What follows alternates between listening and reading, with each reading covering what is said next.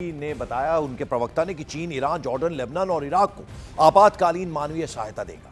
यह हेल्प उन इलाकों में पहुंचाई जाएगी जहां लगातार संघर्ष के कारण जो लोकल पॉपुलेशन है, स्थानीय आबादी है, वो गंभीर दिक्कतों का सामना कर रही है। चीन का कहना है कि उसका उद्देश्य इन देशों की जनता को तत्काल जरूरतों को पूरा करना और मानवीय हालात को बेहतर बनाना है। तो ये मदद की पेशकश जो है, ये मदद का ऐलान चीन ने किया है।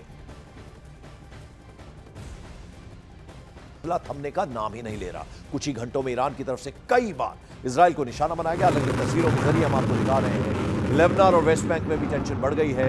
इराक में अमेरिकी ठिकानों पर ड्रोन हमले हुए हैं, जबकि तेहरान जो कैपिटल है ईरान की, वहां अमेरिका और इजराइल के खिलाफ प्रदर्शन और ज्यादा तेज हो गए हैं।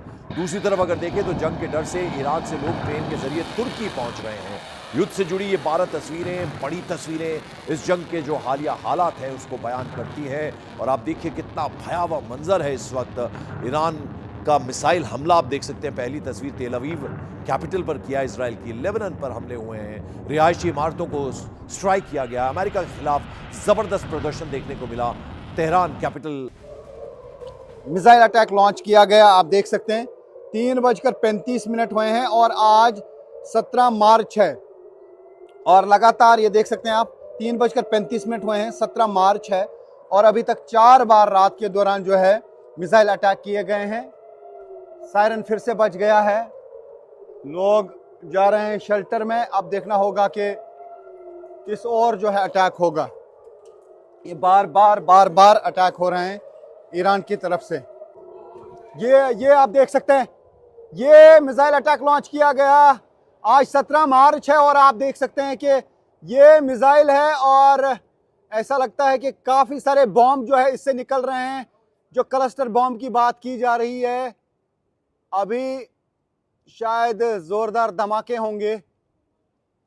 आज 17 मार्च है और रात के बजे हैं 3:39 और अभी ईरान की तरफ से फिर से मिसाइल अटैक किया गया। अभी तक रात के दौरान 4 बार ईरान की तरफ से मिसाइल दागे गए। बार हम देख रहे हैं आसमान में धमाके हो रहे हैं और लोग जो हैं वो शेल्टर में जा रहे हैं। यानी ईरान की तरफ से लगातार अटैक्स का सिलसिला जारी है। हालांकि इस्राइल और यूएस दावा कर रहे थे कि ईरान की तरफ से मिसाइल लॉन्च करने की कैपेबिलिटी कम हो गई है, लेकिन यहाँ पर हम देख रहे हैं कि फ्रीक्वेंसी जो है अटैक्स की वो ईरान की तरफ से बढ़ा दी गई है। आज रात के दौरान 4 बार अटैक हुए। पिछले 24 घंटे में तकरीबन 9 बार मिसाइल अटैक्स लॉन्च किए ईरान ने और बार यहाँ पे धमाके हो रहे हैं। काफ़ी जगहों पे नुकसान भी हुआ है, प्रॉपर्टी डैमेज भी हुआ है, कुछ लोग इंजर्ड भी हुए हैं और ये सिलसिला लगातार जारी है। हम लगातार बने हुए हैं इस्राइल में, जहां पर युद्ध जारी है ईरान और इस्राइल के दरमियान। बंद करने के बाद ईरान हूथी विद्रोहियों की मदद से तेल का एक और रास्ता बंद करने की प्लानिंग कर रहा है।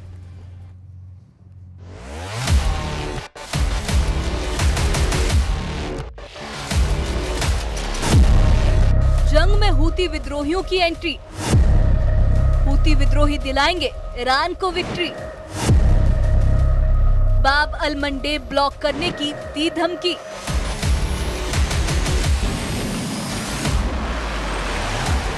इजराइल और अमेरिका के खिलाफ सिर्फ ईरान ही नहीं, उसके प्रॉक्सी ग्रुप भी लड़ रहे हैं। सबूत है यमन में सक्रिय हूथी विद्रोहियों की बाब अल मंडेब स्ट्रेट बंद करने की धमकी। यानी हिजबुल्लाह के बाद ईरान के एक और प्रॉक्सी ग्रुप ने जंग में घुसने की तैयारी कर ली और तेल की एक और बड़ी लाइफलाइन को ब्लॉक करने की धमकी दे डाली। ईरान की समाचार एजेंसी फास्ट न्यूज ने बताया कि हूथी विद्रोही पूरी तरह से अलर्ट पर हैं। वो कभी भी ईरान जंग में शामिल हो सकते हैं। फास्ट न्यूज ने चेतावनी दी कि ऐसा होने पर बाब अल मंडेब स्ट्रेट बंद हो सकता है। बाब अल मंडेब स्ट्रेट अरब प्रायद्वीप के दक्षिणी छोर पर स्थित एक पतला समुद्री रास्ता है, जो लाल सागर के रास्ते सुएज नहर तक पहुंचने वाले समुद्री जहाजों के परिवहन का जरूरी रास्ता है। और हूथी विद्रोही उसी रास्ते को बंद करने की फिराक में है।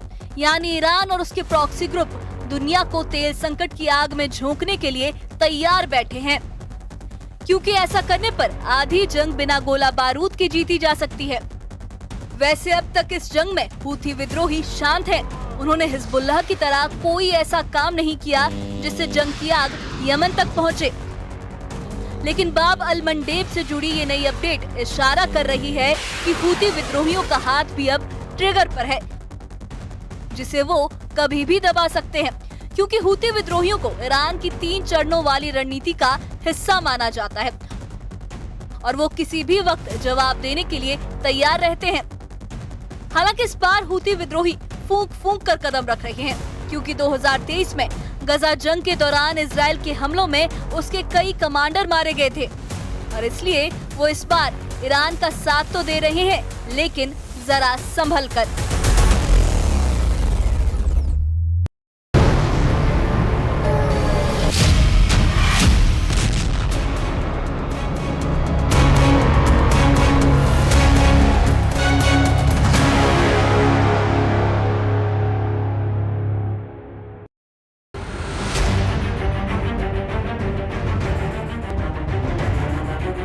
वही बड़े चेहरे हैं, लेकिन इस वक्त उनकी सही स्थिति को लेकर कोई साफ इंफॉर्मेशन सामने नहीं आ रही है। इजराइल के प्रधानमंत्री बेंजामिन नेतन्याहू ने 2 वीडियो मैसेज जारी किए हैं, लेकिन इससे भी उनकी लोकेशन और हालत पूरी तरह साफ नहीं हो पाई। यही वजह है कि लोगों के बीच तरह तरह की अटकलें चल रही हैं। वहीं ईरान के नए नए सुप्रीम लीडर बने मुज्तबा खामनेई को लेकर भी अब सवाल उठ रहे हैं, क्योंकि ईरान की कमान संभालने के बाद से अब तक वो सार्वजनिक रूप पर सामने नहीं आए हैं। कई मीडिया रिपोर्ट्स बताती हैं कि वो घायल हैं, इंजर्ड हैं और इस वक्त रूस में इलाज करवा रहे हैं। हालांकि इसकी कोई आधिकारिक पुष्टि नहीं हुई है।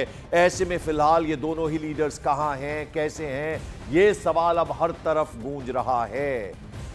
तो घायल मुज्तबा के रूस में होने की मीडिया रिपोर्ट सामने आ रही हैं और जंग के बीच अब नेतन्याहू और मुज्तबा एक तरह से मिस्ट्री बने हुए हैं। इनको लेकर अभी तक सस्पेंस जो है वो बना हुआ है।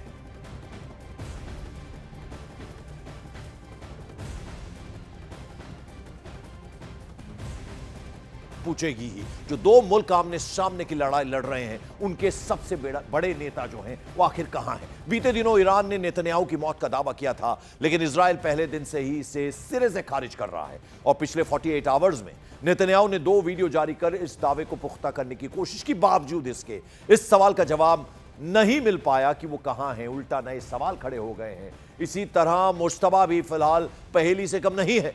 ना तो उनकी कोई लोकेशन और ना ही उनकी हेल्थ को लेकर कुछ साफ हो पाया है। हालांकि डोनाल्ड ट्रंप शुरुआती तौर पर कह रहे थे कि मुज्तबा जिंदा हैं, लेकिन अब उनके बयान भी गोल मोल से दिख रहे हैं, सुनाई दे रहे हैं। में वो एक कैफे में खड़े होकर कॉफी की चुस्कियां लेते नजर आ रहे हैं, लेकिन ये जो वीडियो है एआई जनरेटेड होने की चर्चा शुरू हो गई। इसके बाद 16 मार्च को नेतन्याहू की तरफ से एक और वीडियो जारी किया गया और फिर यह दावा किया गया कि बेंजामिन नेतन्याहू सही सलामत है, बिल्कुल ठीक है। नए वीडियो में उन्हें यरूशलेम हिल्स में आम लोगों से बातचीत करते हुए दिखाया गया और ये जो क्लिप है इसमें महिलाएं भी देखी जा सकती हैं जो इजरायली पीएम के साथ तस्वीरें खिंचवाती हुई नजर आ रही हैं। देखिए, एक वीडियो जिसमें 6 उंगलियों के साथ नजर आ रहे हैं, इसको लेकर अटकलें हुई और अब एक और वीडियो सामने आया जिसमें कुछ महिलाओं के साथ कॉफी पीते हुए नजर आ रहे हैं बेंजामिन नेतन्याहू।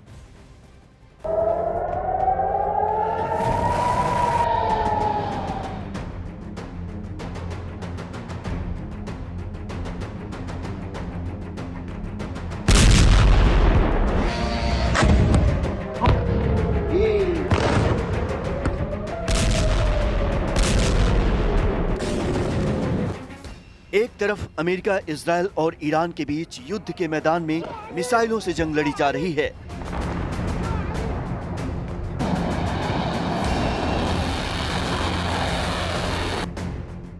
तो वहीं दूसरी लड़ाई वीडियो और विजुअल्स की मदद से चल रही है। जितना खतरनाक युद्ध मैदान पर, उससे भी बड़ा प्रोपेगेंडा वॉर सोशल मीडिया पर।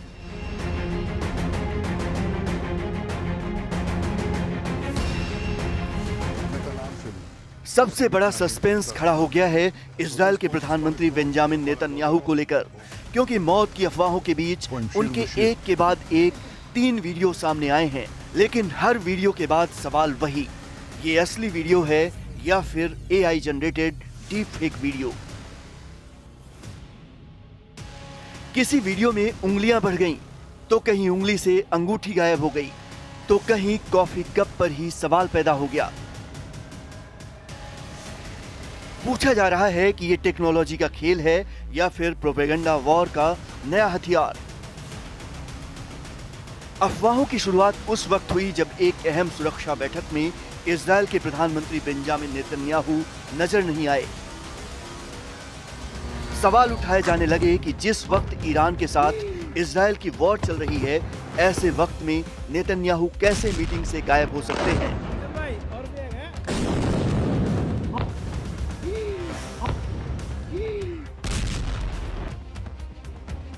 इसी बीच एक वीडियो सोशल मीडिया पर तेजी से वायरल हुआ, जिसमें नेतन्याहू के हाथ में 6 उंगलियां दिखाई देने का दावा किया गया कि नेतन्याहू की मौत हो चुकी है, इसीलिए उनका AI डीप फेक वीडियो सामने लाया जा रहा है। हालांकि इजराइल का कहना था कि ये हथेली का उभार था, ऊपर से लाइटिंग का एंगल ऐसा था जिसकी वजह से वीडियो के एक फ्रेम ने भ्रम पैदा किया। इसी बीच नेतन्याहू के एक्स अकाउंट से एक और वीडियो जारी किया गया, जिसमें वो यरूशलेम के एक कैफे में कॉफी पीते नजर आए। लेकिन अब इस वीडियो को लेकर भी कई सवाल खड़े किए जा रहे हैं। आरोप लगाया जा रहा है कि ये भी एक AI जनरेटेड वीडियो है। इसके पीछे थ्योरी दी जा रही है कि वीडियो में नेतन्याहू के होठों की मूवमेंट नेचुरल नहीं है। उनके हाथ में कॉफी का कप भरा हुआ है, लेकिन मूवमेंट के बावजूद कॉफी गिरती नहीं।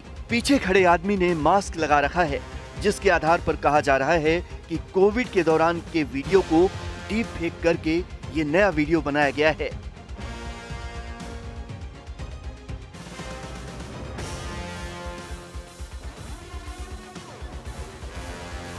हालांकि इजरायल का दावा है कि वीडियो असली है। हैंडहेल्ड कैमरा होने की वजह से मोशन ब्लर और एडिटिंग के ग्लिच की वजह से लोगों को भ्रम पैदा हुआ। इसी बीच सोशल मीडिया पर कई ऐसे डीप फेक वीडियो वायरल हो गए, जिनमें अलग अलग लोगों को उसी कैफे में कॉफी पीते दिखाया गया जहां नेतन्याहू कॉफी पीते दिखे थे। अब एक और वीडियो सामने आ गया है, जिसमें नेतन्याहू उसी कैफे के बाहर लोगों से बातचीत करते दिखाई दिए। लेकिन इस वीडियो में एक फ्रेम में ऐसा लग रहा है जैसे उनकी उंगली की अंगूठी अचानक से गायब हो जाती है। इसको लेकर दावा किया जा रहा है कि ये वीडियो भी AI जनरेटेड और डीप फेक है। हालांकि इसके पीछे कुछ लोग हाथों के मूवमेंट और कैमरा एंगल को वजह बता रहे हैं। वहीं भारत में इजरायल के राजदूत रूवेन अजार ने बेंजामिन नेतन्याहू की मौत की अफवाहों को पूरी तरह से खारिज किया है। उन्होंने कहा है कि नेतन्याहू पूरी तरह स्वस्थ, सुरक्षित और सक्रिय हैं। उन्होंने आरोप लगाया कि ईरानी मीडिया और उससे जुड़े लोगों की तरफ से भ्रम फैलाने की सुनियोजित साजिश चल रही है और सोशल मीडिया पर प्रोपेगेंडा वार चल रहा है।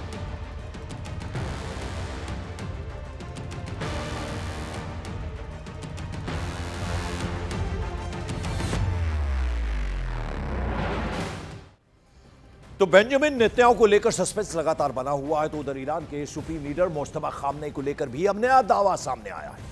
पहले दावा हुआ कि मुज्तबा खामनेई रूस में अपना इलाज करवा रहे हैं और कुवैत के अखबार अल जरीदा की ओर से यह दावा किया गया कि मुज्तबा को खुद पुतिन ने रूस आने को कहा, इलाज कराने का ऑफर दिया।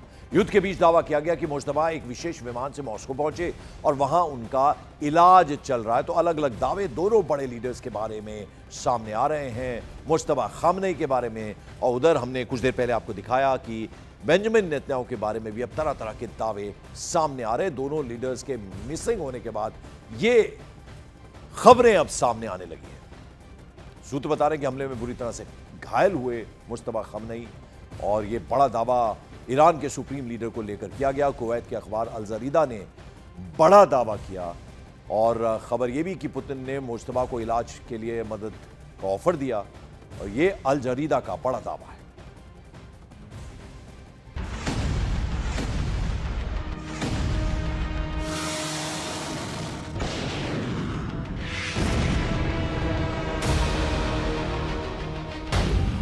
तेरह मार्च को ईरान के मीडिया ने ये AI वीडियो जारी करके अमेरिका को ललकारा था।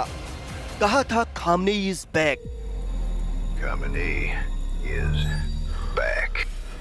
इसके अलावा 12 मार्च को ईरान का नया सुप्रीम लीडर बनने के बाद मुज्तबा खामनेई ने पहली बार आधिकारिक बयान जारी किया था। यह बयान ईरान के सरकारी टीवी चैनल पर चलाया गया था, लेकिन मुज्तबा खामनेई खुद कैमरे के सामने नहीं आए।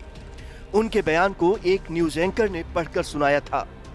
यानी ना मुस्तबा का चेहरा दिखा था और ना ही उनकी आवाज सुनाई दी।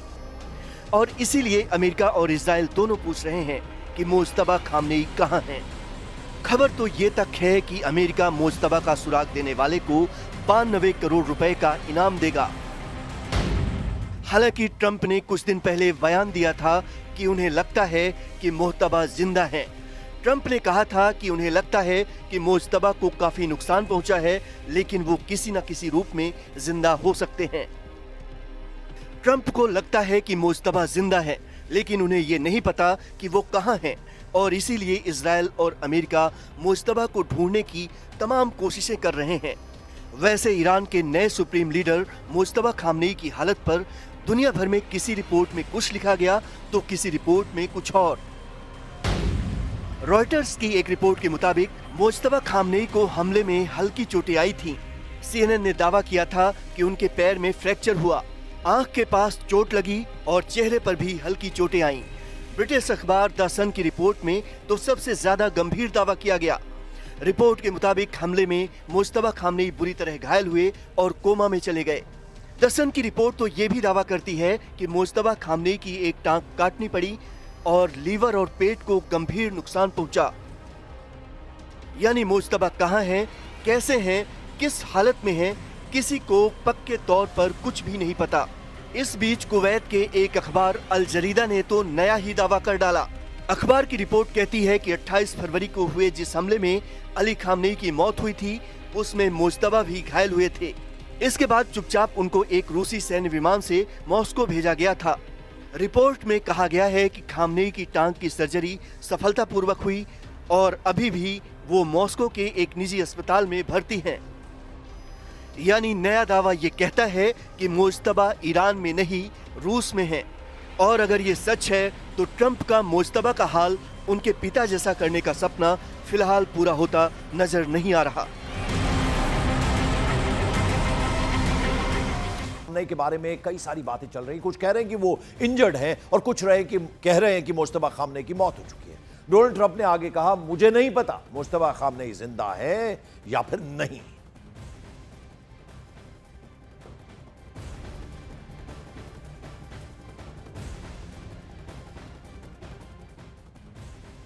A lot of people are saying that he's badly disfigured.